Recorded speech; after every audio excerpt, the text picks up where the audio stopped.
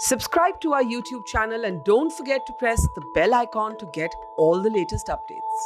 नमस्कार, आप देख रहे हैं मोजो स्टोरी। मैं हूं मदन लाल। इस वक्त मैं डॉक्टर कपिल खान के साथ हूं। इनके ऊपर बड़ा गंभीर आरोप है। 4 साल पहले उस मेडिकल कॉलेज में एक चाइल्ड स्पेशलिस्ट थे और एक बच्चों का इलाज करते थे। उसी दौरान उस मेडिकल कॉलेज में 60 बच्चे की डेथ हो गई, जिसमें सब कुछ आरोप इनके ऊपर लगा दिया गया। सर, ये आरोप कितना सही है सर?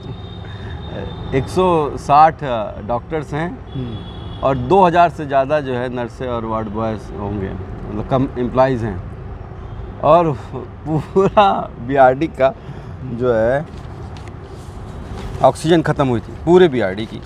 ये लिक्विड ऑक्सीजन टैंक है और ये पूरी सप्लाई होती है। तो ऐसा नहीं था कि सिर्फ बच्चे मरे थे, 18 एडल्ट भी उस दिन मरे थे। छिपाने के लिए, क्योंकि जो बड़े लोग इन्वॉल्व हो रहे थे उनको बचाने के लिए एक बलि का बकरा खोजना था और डॉक्टर कफील के फॉर्म में वो मिल गया। उस दौरान सर 9 लोग उसमें सस्पेंड किए गए थे और मुझे याद है कि पेपर में और भी छपा था और उसमें ये भी छपा था कि बीआर जो मेडिकल कॉलेज का ऑक्सीजन आप अपने प्राइवेट क्लिनिक में रखे थे। ये कितना तक बात सही है सर? लिक्विड ऑक्सीजन की सप्लाई ख़त्म हुई थी, ना कि जंबो सिलेंडर। जंबो सिलेंडर हम लोग लाए थे, वो इमरजेंसी में लाए थे। लिक्विड ऑक्सीजन जो टैंक होता है वो 100-150 फीट लंबा होता है और उसकी सप्लाई आपने देखा होगा, पीली रंग की लाइंस होती हैं, उसके थ्रू होती है। तो उसको चुरा पाना कोई सुपरमैन भी नहीं कर सकता है। वो ऐसी ही बात है जैसे ये आप इस कॉलोनी में बैठे हैं और इसकी जो वाटर सप्लाई के टैंक हो उसको कोई चुरा के लेके जाए, कॉलोनी वाले को पता भी ना चले। तो ये तो बेबुनियाद बातें थी। आपको ये बता दूँ, ये जो लेटर है, ये देखिए लेटर कब लिखा गया है, 9 अगस्त 2017 को। किसको लिखा गया है? मंत्री जी को। मंत्री जी को। क्या लिखा गया है? मेरा 68 लाख रुपया दो, नहीं तो मैं सप्लाई बंद कर दूंगा। 24 घंटे में 68 लाख रुपये नहीं दिया गया। क्यों नहीं दिया गया? क्योंकि 10% कमीशन की मांग की जा रही थी, ऐसा पुष्पा सेल ने कोर्ट में बोला है। इसके अलावा ये लेटर देखिए कब का है, ये 8/4 का है, 2000 6 अप्रैल का 2017 का। किसको गया है? मंडल मंत्री, मुख्यमंत्री को, स्वास्थ्य मंत्री को। तो ये, और उसमें लिखा है मेरा पैसा दो, नहीं तो कब लिखा? अप्रैल में। तो जो पेमेंट ही नहीं आया लखनऊ से, तो बीआरडी क्या करता? और वैसे भी मैं तो जूनियर मोस्ट डॉक्टर था, 8 अगस्त 2016 को ज्वाइन किया था। मुझसे ऑक्सीजन से क्या लेना देना? ये बात इनकी 7 इंक्वायरीज में भी प्रूव हो चुकी है और हाई कोर्ट ने भी जब मुझे बेल दिया था तो ये बात बोली थी कि not even a single evidence produce by Uttar Pradesh government against doctor Kafeel for medical negligence and corruption has been already dropped. तो उसमें सर जो जितने लोग उसमें आप अरेस्ट भी हुए थे, 9 महीना जेल रहे। 9 महीना। एक और आपके ऊपर बॉम्बे में आपके ऊपर भड़काऊ भाषण का भी मुकदमा। बॉम्बे नहीं, अलीगढ़ हाँ। का वो। तो ये 4 सालों में, बल्कि 4.5 साल होने जा रहे हैं योगी जी के कार्यकाल में, 500 दिन जेल में रखा है। तो क्या आपको लग रहा है कि एक कमेटी को देखकर टारगेट किया जा रहा है आपको? नहीं, मैंने उस वक्त भी कहा था कि वो डॉक्टर कफील खान की जहाँ डॉक्टर कपिल मिश्रा भी होता और डॉक्टर कपिल जॉन भी होता, तब भी जो है योगी जी वही करते, क्योंकि उनको अपने लोगों को बचाना था। हाँ, ये ज़रूर था कि डॉक्टर कफील का खान नाम का नाम आ गया तो स्टोरी बेचना आसान हो गया। लोग जो है, जो 11, 12 तारीख, 10 तारीख को ये पूछ रहे थे कि 63 बच्चे क्यों मरे, कमीशन खोरी की गई, सिद्धार्थ नाथ सिंह जी से जैसे कहा था अगस्त में बच्चे मौतें होती रहती हैं, उनके इस्तीफे की मांग हो रही थी, तो वो सब लोग भूल गए और सिर्फ बातें होने लगी डॉक्टर कफील की। तो क्यों बच्चे मरे वो आज तक कोई नहीं पूछता है। देखिए, मैं भी गोरखपुर साइड का ही रहने वाला हूँ और मुझे पता है कि मेडिकल कॉलेज गोरखपुर में एक ही है और वहाँ पे जो जनसंख्या के आधार पर बहुत छोटा मेडिकल कॉलेज है, जहाँ कुशीनगर वहाँ से 80 किलोमीटर दूर है।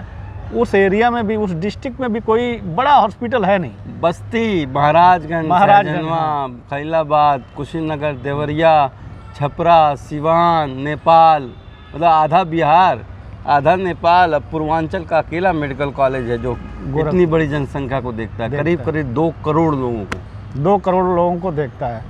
पर हमें नहीं लगता कि कुछ गवर्नमेंट की भी लापरवाही है, कांग्रेस हो चाहे बीजेपी हो, चाहे समाजवादी पार्टी हो चाहे बीएसपी हो, कभी पूर्वांचल के लिए सोचा ही नहीं कोई मेडिकल कॉलेज अलग से बना के दिया जाए, बड़ा हॉस्पिटल। ये तो बात सच है कि पिछले 75 सालों से हमारे स्वास्थ्य व्यवस्था पे को कि हर पार्टी ने नज़रअंदाज किया है।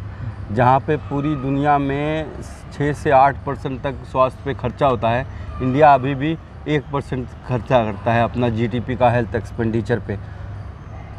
कोविड के बाद 1.25 हो गया है। तो ये आई एग्री विद यू कि पिछले कोई भी पार्टीज आई हैं, सब ने जो है हेल्थ को निगलेक्ट किया। पूर्वांचल क्या, पूरा आप ये समझ लीजिए यूपी, बिहार, पश्चिम बंगाल, आसाम, छत्तीसगढ़, राजस्थान, झारखंड, ये सारे जो एरियाज़ हैं इनमें हेल्थ व्यवस्था बहुत ख़राब है। अच्छा सर, एक बात बताइए, अभी आप सस्पेंड हो गए, उसके बाद नहीं, टर्मिनेट हो अब गए। टर्मिनेट हो 4 साल से थे। हाँ, आप टर्मिनेट हो गए। अब इसके बाद कौन सा कोर्ट का दरवाज़ा खटखटाएंगे आप? हाँ, हाई कोर्ट जाएंगे। हाई कोर्ट जाएंगे। आपको लग रहा है कि हाई कोर्ट से आपको न्याय मिलेगा? हर बार मिला है, हर बार मिला है, मुझे न्याय पे भरोसा है। अब देर से मिलता है थोड़ा, लेकिन मिलता है। कल मैंने देखा कि एक सोशल मीडिया पे खूब चल रहा है, आपने सुप्रीम कोर्ट के सामने जी गए थे वकील से मिलने। जी, वकील से मिलने।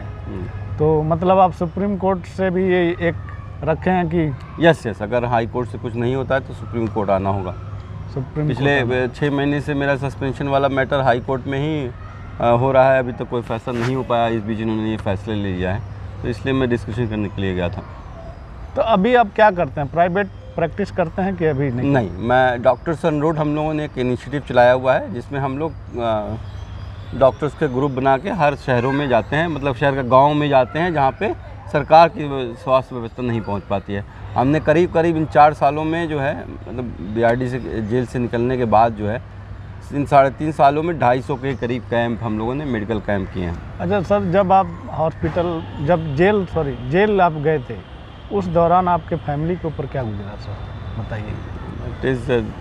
कहते हैं ना कि prisoner families are the forgotten victims. तो पूरी फैमिली तो सफ़र करती है, पूरी फैमिली। कहते हैं ना, मैंने कहा था कि सबसे ज़्यादा पेनफुल पार्ट अगर योगी जी ने मुझे दर्द दिया है, 500 दिन के जेल को छोड़ दो, नौकरी छोड़ दो, वो सब छोड़ दो, तो ये है कि मैं अपने ही बच्चों को बड़ा होते हुए नहीं देख पाया। जब मेरी बच्ची 11 महीने की थी तब बीआरडी ऑक्सीजन ट्रेजेडी हो गई, और 9 महीने बाद जब आया तो वो 2 साल की होती, मतलब 1.5 साल की हो चुकी थी, बोलती थी, दौड़ती थी, मुझे नहीं पहचानती थी। उसके बाद जब मेरा लड़का हुआ, वो 8 महीने का था तो ये एनएसए लगा, और जब मैं वापस आया तो 1.5 साल का हो चुका था वो।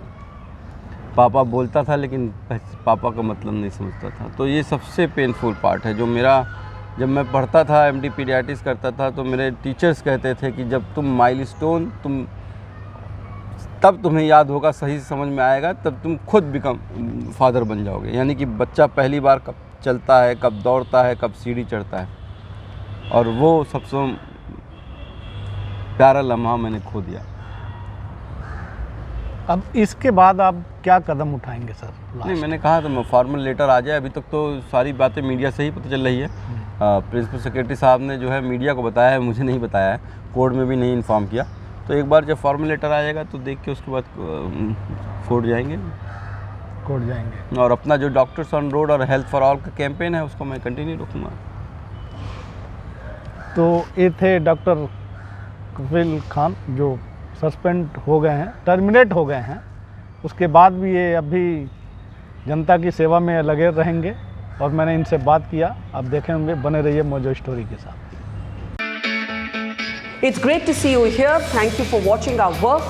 If you haven't subscribed yet, don't forget to click the bell icon and subscribe to Mojo Story and support independent, robust journalism.